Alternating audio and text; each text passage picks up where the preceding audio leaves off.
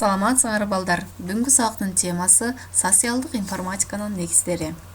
Бүгүнкү сабактын максаты балдар социалдык информатика жөнүндө маалымат аласыңар. Сабактан информациялык ресурстар, кызматтар жөнүндө маалымат алабыз. Ошондой эле маалыматтык коом жөнүндө үйрөнө аласыңар жана билим берүүнү маалыматташтырууну окуп үйрөнөсүңөр. Эми балдар жаңы темага кирүүдөн мурда өтүлгөн темаларды бир кайталап алалы.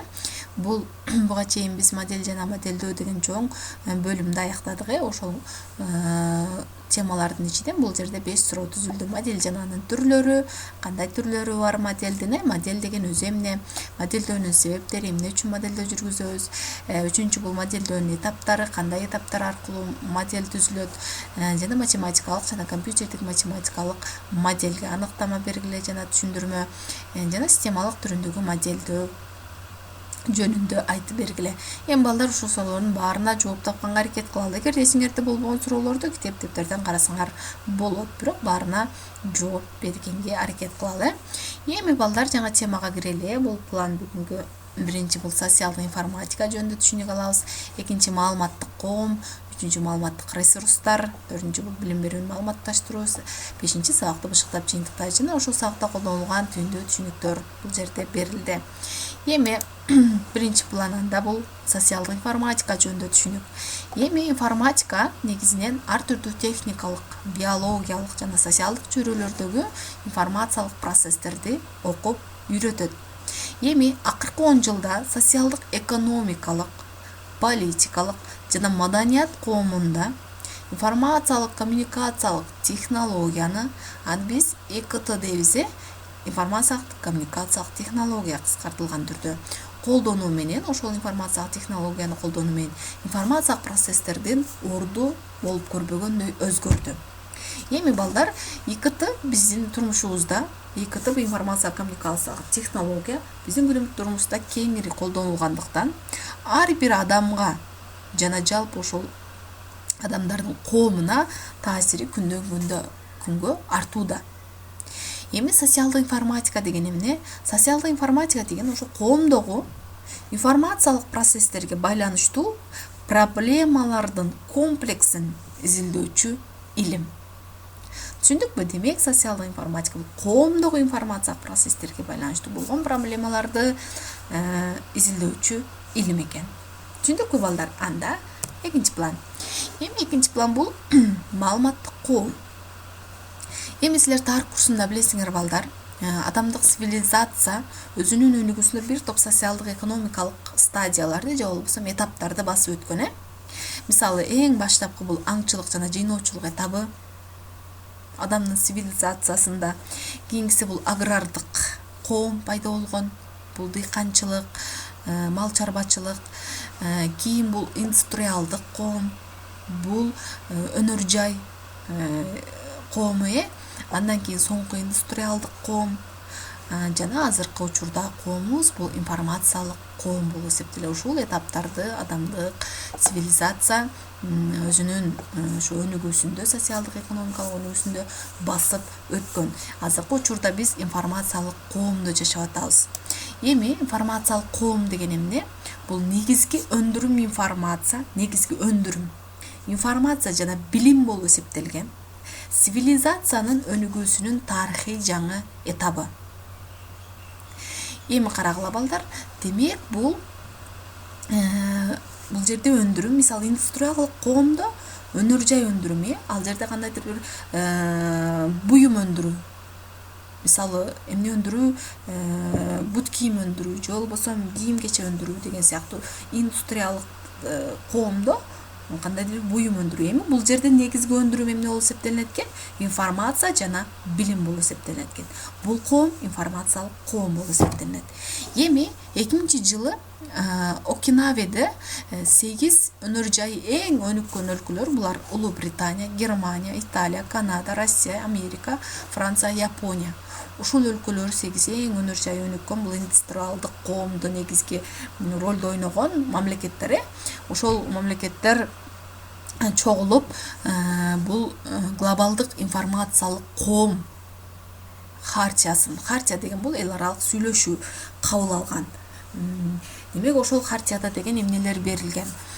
бардык адамдар глобалдык информациялык коомдун мүмкүнчүлүктөрүн колдоно алат деп белгиленген. Ал эч нерседен көз карандысыз, ал адамдын социалдык абалы же болбосо ар түрдүү абалына карабай туруп, бул ошол глобалдык информациялык коомдун мүмкүнчүлүктөрүн пайдалана алат деген. Жана информациялык коом калкка өзүнүн потенциалын кеңири колдонгонго жана реализациялоого мүмкүндүк берет деп белгиленген ошол хартияда же болбосо эл аралык сүйлөшүүдө. Демек 2000-жылы бул эмне болуптур? Ошол 8 эң өнүккөн, өнөр жай өнүккөн өлкөлөр биригип, ошол глобалдык информациялык коом сүйлөшүүсүн кабыл алган экен, эл аралык сүйлөшүүсүн. Эми информациялык коомдун негизги өзгөчөлүктөрү, кандай өзгөчөлүктөр бар? Биринчи бул коомдун жашоосунда информациянын жана билимдин маанисинин артышы. Демек, ошол жашап аткан коомдун жашоосунда бул маанилүү бул информация жана билим. Кийинкиси бул ИКТ тармагында, ИКТ бул информациялык коммуникациялык технология тармагында алектенген калктын санынын өсүшү. Демек, бул информациялык коммуникациялык технология тармагында ошол алектенген калктын санынын өсүшү бул информациялык коомдун негизги өзгөчөлүгү болуп эсептелет. Жана социалдык, экономикалык, политикалык, маданият жана деги эле бардык тармактарда ИКТнын информациялык коммуникациялык технологиянын кеңири колдонулушу. Демек, бул дагы информациялык коомдун негизги өзгөчөлүгү болуп эсептелет. Каалаган тармак болсун, бул информациялык коммуникациялык технология кеңири колдонулат азыр, мисалы информациялык коомубузда. Төртүнчү, бул калктын эффективдүү информациялык байланышын, ал дүйнөнүн кайсы бурчунда болбосун, же болбосо кайсы убакытта болбосун, ошол байланышты, эффективдүү байланышын камсыз кылган жана дүйнөлүк маалыматтар ресурстарына жетүү мүмкүнчүлүгүн. Дүйнөлүк ресурстарга биз азыр каалаган учурубузда каалаган жерден жетүү мүмкүнчүлүгүбүз бар. Ошол мүмкүнчүлүгүн жана башка ушундай мүмкүнчүлүктөрдү, кызматтарды, өзгөчөлүктөрдү сунган же болбосо камсыз кылган глобалдык информациялык мейкиндиктин түзүлүшү. Демек, бул глобалдык информациялык мейкиндик бул биз эмнени алсак болот? Интернет мисалы. Бул өзүнчө бир информациялык мейкиндик болуп эсептелет. Эми карагыла. 5-нчи болсо бул информациялык экономиканын, электрондук башкаруунун жана электрондук социалдык тармактардын өнүгүшү. Демек, бул дагы информациялык коомдун негизги өзгөчөлүктөрү болуп эсептелет. Түшүнүктүү болду информациялык коом жөнүндө же болбосо маалыматтык коом десек да болот. Түшүнүктүү болгонбуз, анда кийинки планга өтөбүз. Бул жерде информациялык ресурстар жана информациялык продуктылар, кызматтар. Эми карагыла, убакыттын өтүүсү менен информациялык ресурстар чогулуп, ошол информациялык коом пайда болгондо ошо информациялык ресурстар иштелип чыга баштады. Ошолор чогулуп учурда стратегиялык, аналогиялык, сырьеолук, энергетикалык, эмгектик жана финансылык мааниге ээ болду ошол ресурстар. Эми информациялык ресурс деген эмне? Бул илимди, маданиятты, билим берүүнү өнүктүрүүдө жана адамдардын практикалык иш аракеттериндеги процесстерде чогултулган бардык информациялардын топтому. Бул информациялык ресурс болуп эсептелет. Эми мамлекеттик информациялык системаларда сакталган жана мамлекеттик органдардын маалыматтары жана документтери мамлекеттик информациялык ресурстар болуп эсептелет. Мисалы, Кыргызстан Республикасынын китепкана тармактары. Бул дагы өзүнчө бир информациялык ресурс болуп эсептелет. Бирок мамлекеттик. Мисалы, Кыргызстан Республикасынын архивдик фонду. Бул дагы бир өзүнчө информациялык ресурс жана мамлекеттик. Жана мамлекеттик статистика системасы жана башка ушул сыяктуу ресурстар бул мамлекеттик информациялык ресурстар болуп эсептелет. Түшүнүктүү болдубу, балдар? Анда эми карагыла, информациялык продукт деген эмне? Информациялык продукт деген бул акча табуу же башка товарга алмаштыруу максатында түзүлгөн информациянын бардык түрү. Программалык товарлар болушу мүмкүн алар. Программалык товарлар десек, бул программалык камсыздоолор, колдонмо программалык камсыздоо, системалык программалык камсыздоо же болбосо программалоо системалар, программалоо тилдери жана маалыматтар базасы, база данных, маалыматтар базасы жана башка ошол сыяктуу информациялардын түрлөрү, булар информациялык продукт болуп эсептелинет. Демек ал акча табуу же башка товарга алмаштыруу максатында иштелип чыгат экен. Эми информациялык кызмат деген эмне? Информациялык кызмат бул колдонуучунун информациялык талабын канааттандырууга багытталган иш-аракеттер. Демек, бул колдонуучу талап кылган информациялык запростордун баарын канааттандырууга арналган багытталган иш-аракеттер эмне экен? Бул информациялык кызмат болуп эсептелет экен. Эми карагыла, информациялык ресурстардын жана кызматтардын рыногу. Эми бул чоң топторго бөлүп караган. Бул жерде мисалы илимий техникалык продукция. Илимий техникалык продукция буга эмнелер кириши мүмкүн буга? Илимий жактан ачылыштар кириши мүмкүн. Же болбосо программалык жабдылыштар дагы ушул илимий техникалык продукцияга кирип кетет. Экинчи бул ишкердик информациясы. Бул үчүнчү колдонуучу информациясы. Колдонуучуга тиешелүү болгон информациялык ресурстар. Төртүнчү бул билим берүү кызматтары. Билим берүү кызматтарынын бул мисалы электрондук азыр билим берүү кызматтары бар, курстарды үйрөтүү кызматтары, же болбосо тилдерди үйрөтүү, же болбосо ушул билим берүүгө арналган кызматтар. Жана информациялык системаны камсыздоочу каражаттар. Булар ошо информациялык ресурстардын жана кызматтардын рыногунун эң негизги бөлүктөрү, же болбосо топтомдору болуп эсептелет. Түшүндүкпү балдар? Түшүнгөн болсок, анда 4-чү планга өтөлү. Эми билим берүүнү маалыматташтыруу, билим берүүнү маалыматташтырууда ИКТнын эмне бул? Информациялык коммуникациялык технология. Ошо технологиянын орду аябай маанилүү. Анын жардамы аркылуу биз билим берүүнүн жана билим алуунун бул кандай түрдө болсун, мисалы дистанттык түрдө болсун, аралыктан башкача айтканда, же болбосо электрондук болсун, бул ошол билим берүүнүн жана алуунун жетүү мүмкүнчүлүктөрү кеңейип, сапаты жогорулап жана үзгүлтүксүз билим берүү системаларынын түзүлүшүнө өбөлгө түзүлдү. Демек, ошол ИКТнын жардамы аркылуу. Эми анын ичинде электрондук билим берүүнү карайлы. Электрондук билим берүү, мисалы биз азыр дистанттык билим берүү болуп атат, биздин учурда, ортобузда аралыктан билим берүү. Бул дагы бир өзүнчө электрондук билим берүү болуп эсептелет. Себеби силерге маалымат электрондук түрдө барып атат. Эми мында билим берүү ИКТ, бул информациялык коммуникациялык технология, ошол техникалык каражаттар. Бул техникалык каражаттар эмнелер болушу мүмкүн? Компьютер болушу мүмкүн, телефон болушу мүмкүн, же болбосо телевизор болушу мүмкүн. Ошол техникалык каражаттар, программалык жабдуулар, албетте бул техникалык каражаттар программалык жабдуулардын негизинде бир пайда келтире алат бизге. Жана информация коммуникациялык тармактардын жардамы аркылуу ишке ашат. Информациялык коммуникациялык тармактар, мисалы биздин ортобузда азыр интернет тармагы аркылуу ишке ашып атат билим берүү. Демек, ошол электрондук билим берүү ушул берилген жабдуулардын, каражаттардын жардамы аркылуу ишке ашат. Эми карагыла, электрондук формада берилген информациялык билим ресурстарынын жөнөкөй печатталган окуу материалдарынан айырмасы, же болбосо китептен, мисалы силерге компьютерден берилген информациянын китептен айырмасы, кандай айырмасы бар? Бул биринчи бул изилденүүчү объект жөнүндөгү маалыматтын моделденүүсү жана визуалдуулугу.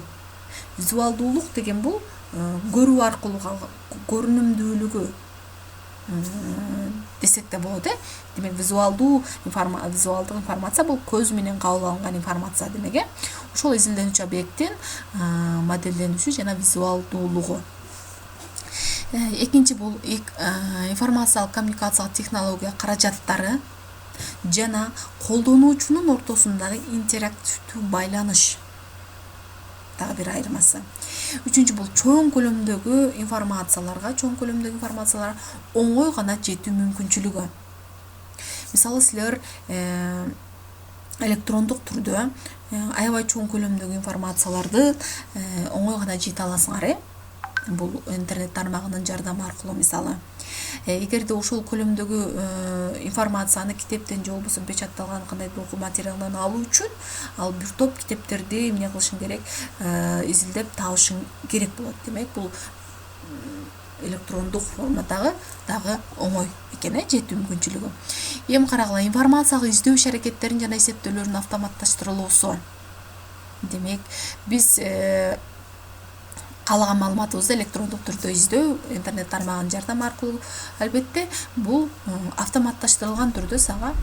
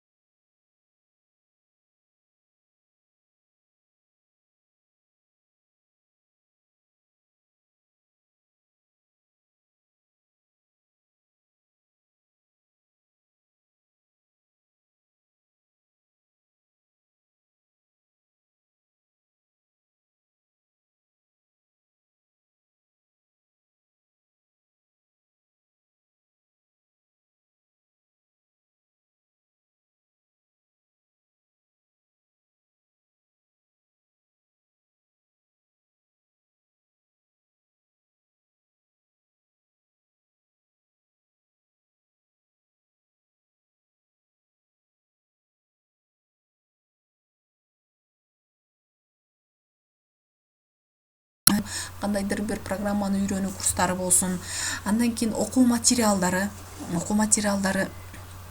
окуу китептери, электрондук окуу китептери, мисалы электрондук иллюстрациялык энциклопедиялар бар, ушул окуу китептери жана видеолор дагы бул өзүнчө билим берүү ресурстары болуп эсептелет.